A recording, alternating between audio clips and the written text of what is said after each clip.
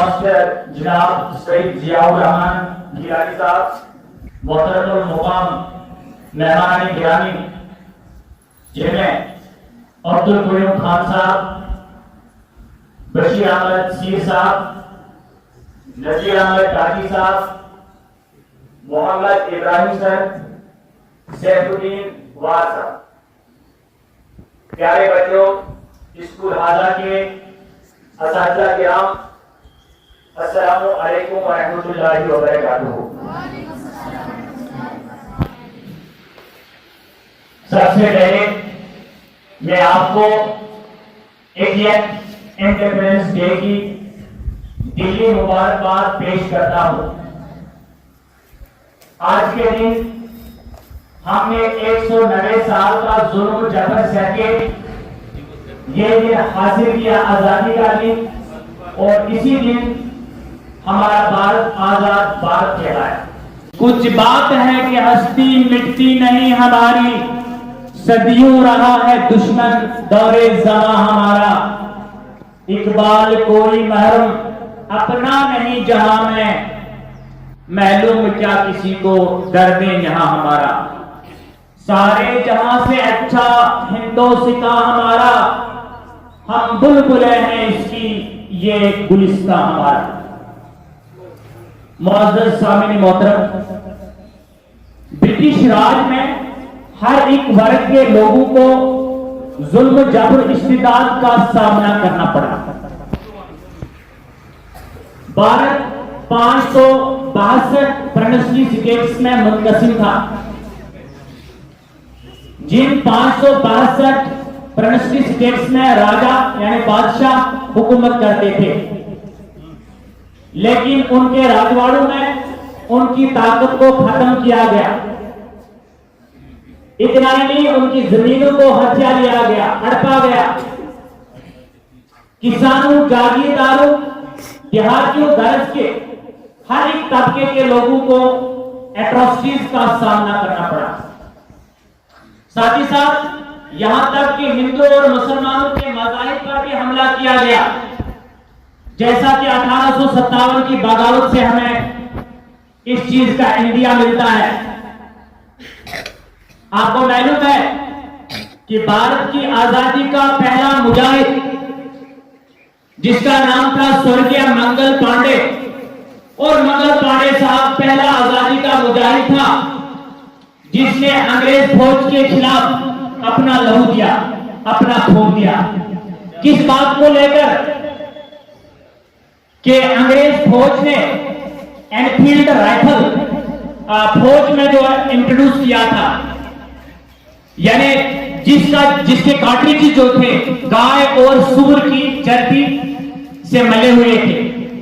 गाय और सूअर, आप जानते हैं कि गाय मुकद्दस जानवर है हिंदू की, और इस तरह से सूअर जो है इसको इस्लाम में जो है नापाक जानवर माना जाता है। इस बात को लेकर ये मजहबी जो बहस छिड़ी कि गाय और सूअर की जो चर्बी है वो इन कार्ट्रिजेस को मली हुई है।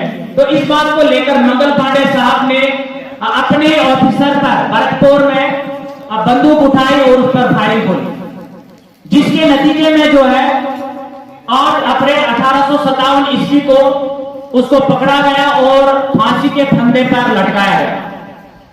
तो इसके फौरी बाद मेरठ शहर में, यूपी में, और 85 लोगों ने, सिपाही जो अंग्रेज फौज में भर्ती थे, उन्होंने बंदूक उठाई और उन्होंने अपनी फौज के खिलाफ जो है बगावत उठाई। और इस बात को लेकर कि सूअर की चर्बी और गाय की चर्बी जो है इस सामान को मली हुई है, इस बात को लेकर उन्होंने अपनी इन अंग्रेज फौजियों के खिलाफ जो है आवाज उठाई और अपनी फौज के खिलाफ बंदूक उठाई, यानी बगावत। तो इस बात को लेकर 85 फौजियों को जो है नौकरी से निकाला गया और उनको 10 साल की सजाएं सुनाई।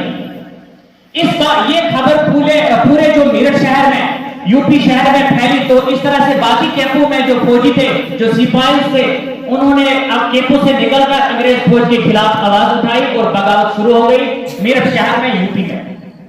और यहां से 10 मई को जो है ये जुलूस निकला मेरठ शहर में और दिल्ली में पहुंचा, और इसके साथ ही कानपुर और यूपी के मुख्तलिफ शहरों में और उवध शहर में और इसी तरह से झांसी शहर में फैला, और यानी पूरे नॉर्थ इंडिया में जो है ये बगावत फैली, और इस तरह से अंग्रेज फौज पर हर जगह हमले होने शुरू हो गए।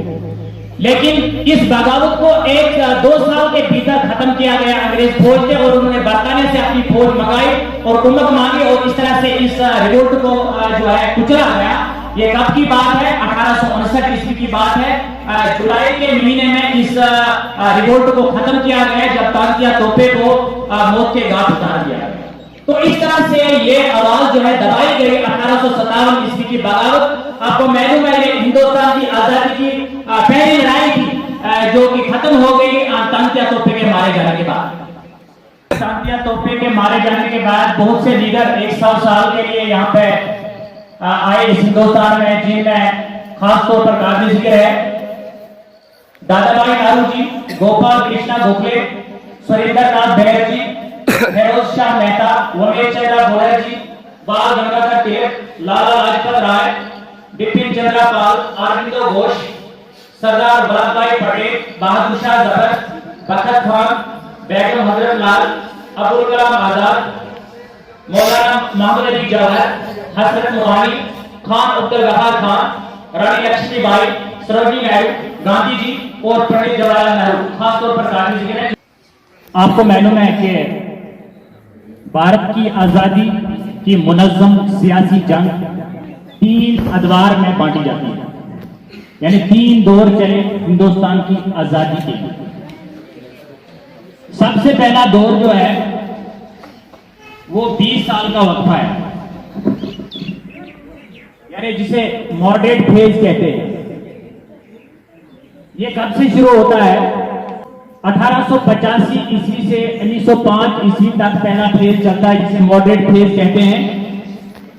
यह तब हुआ जब 28 दिसंबर 1885 ईस्वी को पूरे मुल्क में एक सियासी पार्टी बनी जिसका नाम था इंडियन नेशनल कांग्रेस, और ये इंडियन नेशनल कांग्रेस की दाद पेल मुंबई में पड़ी।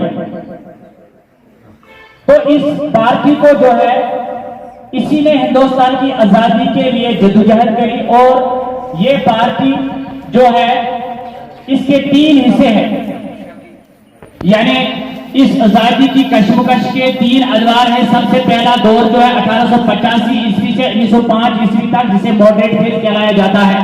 इसमें कौन कौन से लीडर थे? जिनमें दादाभाई नारोजी, गोपाल कृष्णा गोखले, सुरेंद्र नाथ बनर्जी और उमेश चंद्र बनर्जी।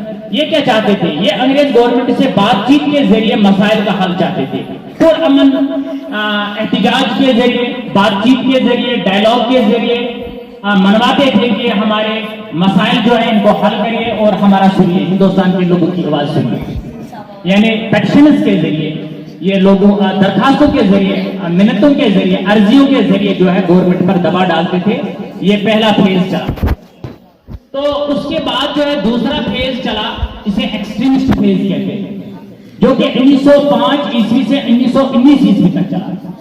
इसमें और भी जो जयाले लीडर पैदा हो गए इस दौर में, जिनमें बाल गंगाधर तिलक है, बिपिन चंद्र पाल है, बाल पाल लाल है, बिपिन चंद्र पाल, लाला लाजपत राय और अरविंदो घोष।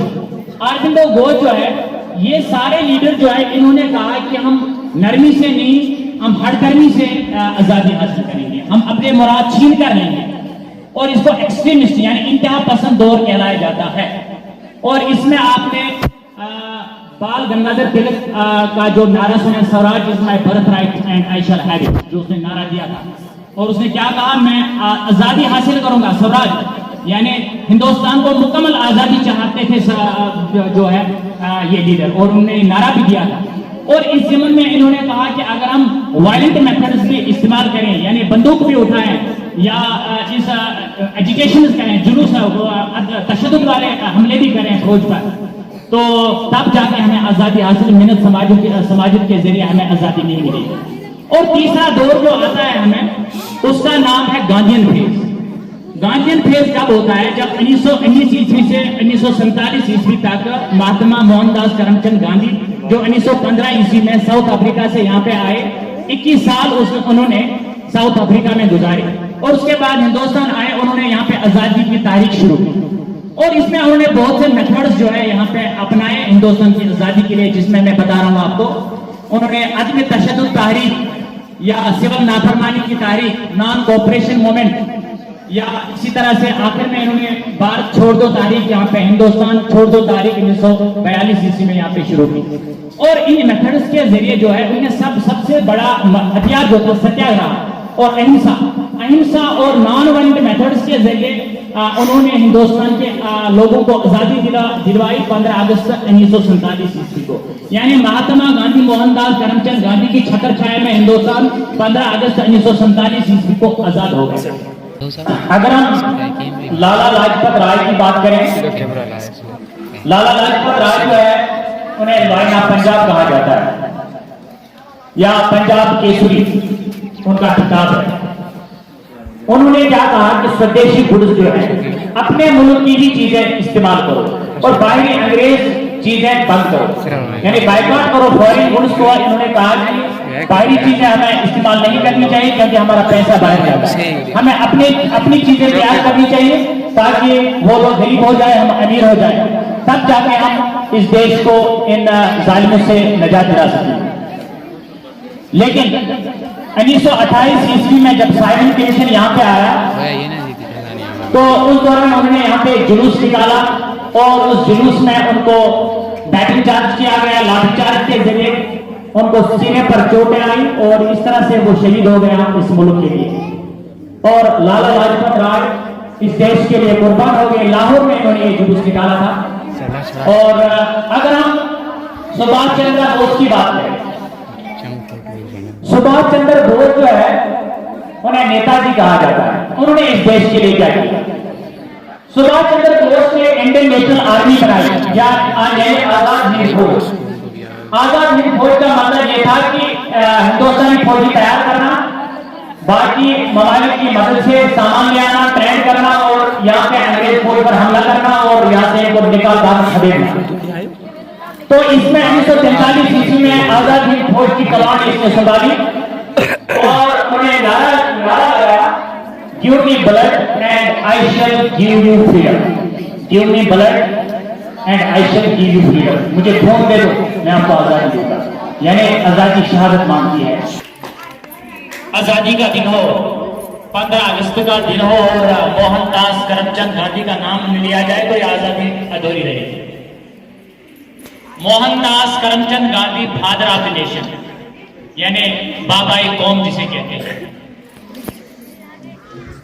ये एक बैरिस्टर थे और उन्होंने 21 साल साउथ अफ्रीका में जुल्म के खिलाफ, वहां पे काले गोरे लोगों के दरमियान लड़ाई चलती थी, नस्ली लड़ाई थी, रेशियल डिस्क्रिमिनेशन वहां पे होती, उसके खिलाफ लड़ा। और 1915 ईस्वी में 9 जनवरी 1915 ईस्वी को वो भारत आ गए और यहाँ पे आजादी की लड़ाई में इन्होंने हिस्सा लिया। मोहनदास करमचंद गांधी ने अहिंसा और सत्याग्रह के जरिए साम्राज्य ताकत को चैलेंज किया, जिसमें पुरअमन एहतिजाज, सिविल नाफरमानी की तहरीक, नॉन कोऑपरेशन मूवमेंट ऐसे लाए अमल थे जो कि अंग्रेजों के खिलाफ उन्होंने यहाँ पे चलाए। नॉन कोऑपरेशन मूवमेंट की बात करेंगे 1920-1922 ईस्वी में इन्होंने क्या किया?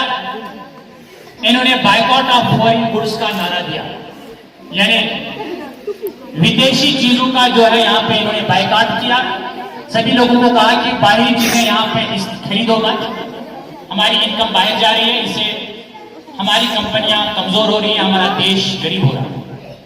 इसके साथ ही साथ उन्होंने टाइटल्स को वापस किया, जो भी अंग्रेज हुकाम यहाँ के राजा महाराजों को टाइटल्स देते थे लोगों को, और उनको बताया कि इनके टाइटल्स वापस करो। इसके साथ ही साथ उन्होंने अंग्रेज इदारों को चैलेंज किया और इसके साथ ही साथ साल्ट लॉ, आपको मालूम है कि साल्ट लॉ जो साबरमती आश्रम, आपको मालूम है कि इससे पहले यहाँ पे नमक बना समंदर से लेना यहाँ के लोगों को जो है ये जुर्म था। यानी समंदर से नमक हासिल करना ये हिंदुस्तानियों को जुर्म था। ये सिर्फ प्रेरोगेटिव आपकी गवर्नमेंट था, यानी कि इम्तियाजी हक गवर्नमेंट का था। गवर्नमेंट ही साल्ट जो है नमक समंदर से हासिल कर सकती थी। तो इस जमन में इन्होंने यहाँ पे गुजरात में जो है 1930 ईस्वी में साल्ट मार्च जो है यहाँ पे चलाया और इस कानून को जो है डिफाई किया और इसके खिलाफ यहाँ पे अपने डेलीगेट्स को लिया और इस कानून को तोड़ा गया। इसके साथ ही साथ उन्होंने आखिर में क्विट इंडिया मूवमेंट चलाई, यानी हिंदुस्तान छोड़ दो तारीख 1942 ईस्वी में चलाई, जिसमें उन्होंने कहा कि डू और डाई, करो या मरो। और यहाँ पे अंग्रेज फौज को कहा यहाँ से निकलो, क्योंकि ये भारत हमारा है, ये भूमि हमारी है, ये पवित्र भूमि जिसको आपने नरक बनाया हुआ है, इससे यहां से निकलो और हमें आजाद छोड़ो। अब हम आपका जुल्म और बर्दाश्त नहीं करेंगे। जो कि 1942 ईस्वी में जो उन्होंने मुहिम छोड़ी जिसका नाम था भारत छोड़ दो तारीख, इसमें सारे लोगों को कहा गया कि सड़कों पर आ जाओ और अंग्रेज फौज को चैलेंज करो, नकारो और उनको यहां से निकाल बाहर करो। और अगर हम सरदार वल्लभ भाई पटेल की बात करेंगे, सरदार वल्लभ भाई पटेल का नाम लेना भी यहाँ पे जरूरी है, क्योंकि आपको मालूम है कि इन्होंने 562 जो है प्रिंसली को हिंदुस्तान के साथ मर्ज कराया। यानी छोटे छोटे राजवाड़े थे, बादशाह की किंगशिप्स थे, यहाँ पे 562 उनको हिंदुस्तान के साथ मिलाया कोर्सू और पर्सुएसिव मेथड्स के जरिए, यानी कहीं पे बंदूक के जोर पर और कहीं पे अमन के जरिए जो है इन खितों को अपने साथ मिलाया। बादशाहों पर जोर लगाकर कि आप हमारे साथ मिलो, या तो जंग का सामना करना पड़ेगा हमारे हिंदुस्तान की फौज के साथ, या तो आपको हमारे साथ रहना पड़ेगा। तो इस जमन में 562 जो है प्रिंसली स्टेट्स को मर्ज किया हिंदुस्तान के साथ, जिसमें आपको मालूम है जम्मू कश्मीर भी आपको मालूम है, या मैसूर की बात, हैदराबाद की बात, ये स्टेट्स भी हिंदुस्तान, यानी बाकी 562 प्रिंसली स्टेट्स को मिलाया, यानी हिंदुस्तान को सॉवरेन मुल्क बनाया। उनके बादशाह को हटाया गया और उनको मिलाया गया भारत के साथ। यानी इसको आयरन मैन ऑफ इंडिया कहा जाता है, लोहे का आदमी, फौलादी आदमी कहा जाता है सरदार वल्लभ भाई पटेल। और आपने देखा होगा कि नरेंद्र भाई मोदी ने इनका जो है पुतला बनाया है सरदार वल्लभ भाई पटेल, और सबसे लंबा पुतला भारत में है, जो कि हिंदुस्तान में है, सबसे बड़ा लंबा पुतला उनका आयरन मैन बनाया है। इसी लिहाज से क्योंकि उन्होंने इस देश के लिए बहुत सा बलिदान दिया है और इस अखंड बनाया है, अगर हम हिंदी में कहेंगे यूनिफाई किया है, एकजुट किया है, जो भी अलग अलग टुकड़े थे उनको मिलाया भारत से। तो अगर हम ये इनकी बात करेंगे तो एक डिप्टी पीएम थे, यानी डिप्टी प्राइम मिनिस्टर थे हिंदुस्तान के पहले, और होम मिनिस्टर थे, यानी होम मिनिस्टर थे भारत के पहले सरदार वल्लभ भाई पटेल। और इनकी छत्रछाया में हिंदुस्तान यूनिफाई हो गया, एक बन गया, और इसी लिहाज से हम कहते हैं आज हमारा इंडिया जो है सॉवरेन रिपब्लिक नेशन। तो इसके साथ साथ और भी लीडर जैसे पंडित जवाहरलाल नेहरू थे, सुभाष चंद्र बोस थे, उन्होंने भी अपना कलीदी रोल निभाया है इस आजादी की खातिर। लेकिन इस आजादी को पाने के लिए जब भी इन लीडर्स ने काविश और जतन किए, तब जाके हमें आज का दिन ये 15 अगस्त 1947 नसीब हुआ, तब जाके आज हमें अपना कॉन्स्टिट्यूशन है, आईन है और भारत एक आजाद मुल्क है।